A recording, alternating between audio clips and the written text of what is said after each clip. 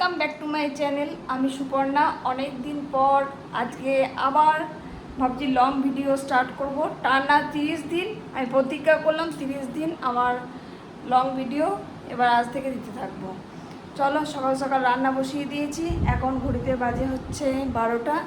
রান্না বসিয়ে দিয়েছি।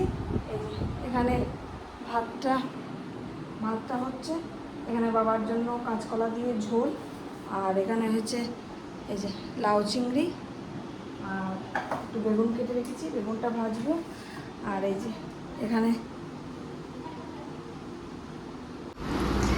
এখানে মাছ আছে, মাছটা ভাবছি একটু গুঁড়ো ভাজা করবো। একটা মুড়ো আছে, বেশি নেই। এখনো বাসন পড়ে আছে বেশি নেই। আর চলো, এখনো প্রচুর কাজ বাকি। আর এই রান্না বান্না করে তারপরে ব্যবসার কাজ শুরু করব। এই যে এগুলো যাবে হচ্ছে কুরিয়ার যাবে। আর এই যে অবস্থা, কয়েকদিন আগে দিদি এসেছিলো, সব কিন্তু গুছিয়ে দিয়ে গেছিলো, ঘরটা টিপটপ করে দিয়ে গেছিলো। কিন্তু আবার এই যে এক গাদা কাপড় চোপড় চেয়ারে গোছানো হয়েছে, এগুলো আবার সব গুছিয়ে ভরবো। চলো তাহলে রান্না বান্নাটা আপাতত এখন সেরে ফেলি। পুরো রান্না এখনো কমপ্লিট হয়নি। আর সকালবেলাতে উঠেই, আজকে খুব সকালে উঠেছি, উঠেই আগে বাথরুমে স্নান টান সেরে বেরিয়ে গেছি। তারপরে আজকে ব্রেকফাস্টে করেছিলাম চিড়ের পোলাও। বস খেয়ে স্কুল চলে গেছে। আর বাবার শরীরটা বেশ কয়েকদিন ভালো যাচ্ছে না, খুব পটি করছে বারবার। মানে কেন করছে জানি না, ওষুধ দেওয়া হচ্ছে তাতে কিন্তু বারবার পটি করছে। চলো তাহলে বাবাকে তো এই শীত খাবারই দিয়ে বাবাকে এবার স্নান টান করিয়ে একদম খেতে দিয়ে দেবো।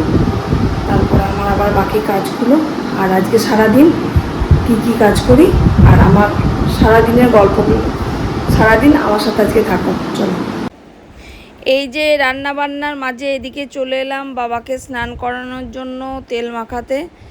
আর আমার বাবা তো এখন পুরো বাচ্চা ছেলের মতো চান করিয়ে দিতে হয়, খায়েও বলতে গেলে অনেক সময় দিতে হয়।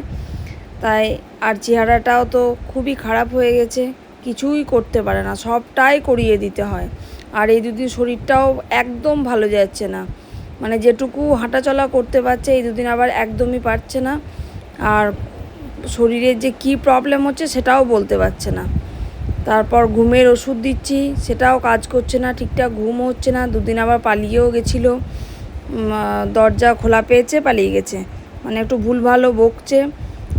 অনেক রকম প্রবলেম এই বয়সে যদিও হয়, আমরাও একদিন হয়তো বয়স্ক হব, আমাদেরও সেম হয়তো এরকম পরিস্থিতি হবে। যাই হোক, এই বাবাকে, এটাও আমার একটা সারাদিনের রুটিনের মধ্যে পড়ে। তারপরে আমার তো ব্যবসার একটু চাপ থাকেই। এরপর এইসব কাজকর্ম সেরে তারপরে আবার ব্যবসার কিছুটা সময় দেবো। দুপুরটা বিকাল দিকটা ব্যবসাটা নিয়ে একটু থাকি, কারণ সকাল দিকটাতে একদমই পারি না, কারণ সকাল দিকে খুব কাজের চাপ থাকে। সারা রান্না করা, খাওয়া, সবাইকে টিফিন দেওয়া, স্কুল চলে যায় বর, তারপরে একের পর এক পুজো করা, কিছু বাসন টাসন থাকে সেগুলো সারা। এই যে একদিকে রান্না করলাম, বাবাকে স্নান করিয়ে দিলাম, আর এদিকে কিছু বাসন পড়েছিল যেগুলো মানে ডেলি খাওয়ার জন্য লাগে আর কি, সেগুলো রান্নার পরে কিছু ধুয়ে নিই। বড় বাসন যেগুলো থাকে সেগুলো রেখে দিই, পূর্ণিমা দিয়ে এসে ধোই। আর বাকি যেগুলো থালা টালা যেগুলো লাগে, আর আমার কেন জানি না রান্না করতে একটু বেশি বাসন লাগে। অনেকের যেমন দেখি বাসন কম লাগে, কিন্তু আমার একটু বাসন বেশি লাগে, সেগুলো আবার ধুয়ে রেখে দিই। আর বড় কড়াই, কুকার এগুলো থাকবে, এগুলো সব বিকালে এসে পূর্ণিমা দিয়ে আবার ধোবে। চলো, আজকে শেষমেশ কি রান্না করলাম তোমাদের সাথে সেটা শেয়ার করব। আর একদিকে আমার কিন্তু কড়াইয়ে রান্নাও হচ্ছে, শেষও হয়নি রান্না কোনো। এই হচ্ছে ডেলিকার রুটিন। আর আজকে আমার ব্লগের প্রথম দিন। আমি তোমাদেরকে বললাম ওই যে 30 দিন টানা ব্লগ দেবো, আজকে সেটা হচ্ছে ডে 1। তাই তোমরা একটু পাশে দেখো আর লাইক কমেন্ট করো। যারা এখনও সাবস্ক্রাইব করোনি চ্যানেলটা, একটু সাবস্ক্রাইব করে দিও। প্রতিদিন একটা করে ব্লগ তোমরা পাবে। এর মাঝে আবার এই বৃষ্টির ওয়েদার, একবার বৃষ্টি হচ্ছে একবার রোদ হচ্ছে, তার মাঝে আবার কাপড় চোপড় তোলামেলা। তারপর কিছু কাপড় এখন বর্ষার একটু বেশি কাপড় জামাও লাগছে, তারপর ভিজে যাচ্ছে। যাই হোক, সেগুলো আবার কিছু ওয়াশিং মেশিনে কাচ্ছি, কিছু হাতে কাচ্ছি, সেগুলো একবার তুলছি, আবার বৃষ্টি পড়ছে, মানে মিলছি, বৃষ্টি পড়ছে, তুলে নিয়ে আসছি। এই সারাদিনের ব্যস্ততা। আর সত্যি ব্যস্ত থাকলে মনটাও ভালো থাকে। আমার মনে হয় ব্যস্ততা জীবনই ভালো, তাতে ভুলভাল চিন্তাভাবনা, ভুলভাল মানে ভাবনার বা খারাপ চিন্তাভাবনার মাথায় আসে না। তাই নিজের ব্যস্ততা নিয়ে থাকাটাই ভালো। আর সাকসেস আমরা কেন সাকসেস পাই না, এটা এখন আমি বুঝতে পারছি। এই যে ডেলি আমি ব্লগ দিতাম, আগে যেমন প্রথম আমি শুরু করেছিলাম ইউটিউব থেকে, কিন্তু মাঝে ছেড়ে দিয়েছিলাম, আমি ফেসবুকে করতাম। কিন্তু তারপর দেখলাম যে না, ইউটিউবটাকেও চালাই, এটা অনেক দিন। আর ফেসবুকে তোমরা জানো এখন ফেসবুকের পেমেন্ট একদমই পুরো কমিয়ে দিয়েছে, দেয়ই না বলতে গেলে। অনেক দিন ধরে, সেই কবে পেয়েছি, 3-4 বার পেয়েছি, তারপরে আর সেরকমভাবে পেমেন্ট পাই না। আর ইউটিউবটা দেখি শেষ পর্যন্ত কি হয়, তাই ইউটিউবটা নিয়ে আবার জোরদার দিয়ে একটু শুরু করলাম। আর তোমাদের যদি ইউটিউব নিয়ে কারোর জানার থাকে তাহলে একটু কমেন্টে একটু জানিও, তাহলে খুব ভালো হয়। আমি অতটা ভালোভাবে সবটাই জানি না, যেটুকু জানি আর কি, ওই ইউটিউব দেখেই আর কি যেটুকু শিখেছি। এই যে বাসনগুলো একে একে ধোয়া হয়ে গেল, এবার রান্নাটা শেষ করে তারপরে বাবাকে খেতে দেওয়ার পালা।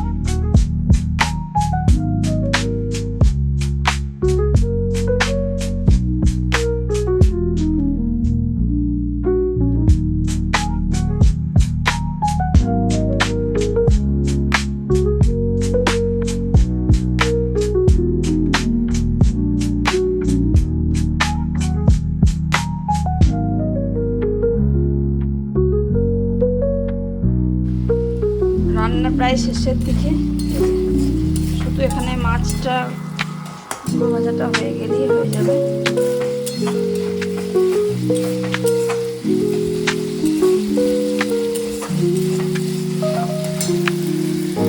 চলো কি রান্না করেছি তোমাদেরগুলো, কি রান্না করলাম শেষমেশ দেখিয়ে নিই। ভাত, এখানে আছে গরম ভাত, এখানে আছে বেগুন ভাজা, আর ওই যে মাছ ছিল, মাছের মাথা ভাজা, পুরোটা ভেজে দিয়েছি। এখানে করেছি লাউ চিংড়ি, আর এখানে হচ্ছে পাবদার ঝাল। বাবার জন্য একটু আজকে গোবিন্দ চালে ভাত করে দিয়েছিলাম শুধু, আর এইটা হলেই হয়ে যাবে আমার রান্না আজকের মতো কমপ্লিট।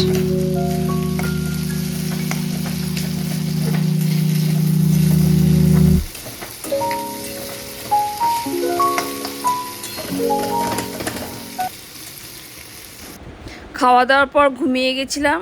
আর আজকে একটু প্ল্যান করেছিলাম সন্ধেবেলায় কোথাও একটু কফি খেতে যাওয়ার জন্য, তাই আজকে চলে গেছিলাম বোলপুরেরই একটা ক্যাফেতে।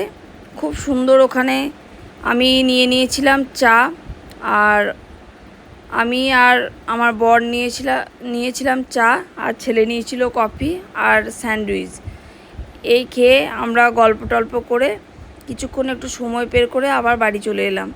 এই জায়গাটা আমি কোনো দিনই যাইনি, আজকে প্রথম গেলাম। অ্যাম্বিয়েন্সটা খুবই সুন্দর, ওইখানে কেক বা নানান ধরনের কিন্তু অনেক কিছুই পাওয়া যায় এখানে। চলো, গুড নাইট, এই পর্যন্তই, সাথে থেকো তোমরা।